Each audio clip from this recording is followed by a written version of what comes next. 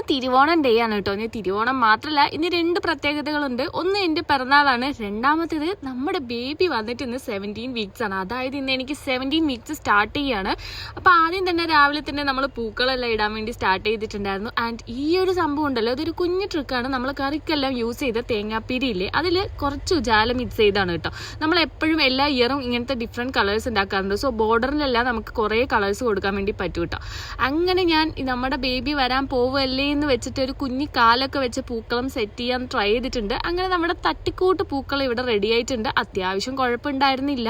അതെല്ലാം കഴിഞ്ഞ് കുറച്ച് നേരം കഴിഞ്ഞപ്പോഴത്തേക്കും നമ്മുടെ മുറ്റത്ത് മയിലൊക്കെ വന്നു കേട്ടോ. അപ്പോൾ അതെല്ലാം കണ്ട് നിന്ന് കഴിഞ്ഞ് പിന്നെ അങ്ങനെ നമ്മൾ ഉച്ചയായപ്പോൾ സദ്യ എല്ലാം കഴിച്ച് പിന്നെ എന്നത്തെയും പോലെ കുറച്ച് ഫോട്ടോസും വീഡിയോസൊക്കെ എടുത്ത് അപ്പോഴത്തേക്കും നമ്മുടെ കോമ്പൗണ്ടിൽ കുറച്ച് പരിപാടിയും കാര്യങ്ങളൊക്കെ ഉണ്ടായിരുന്നു.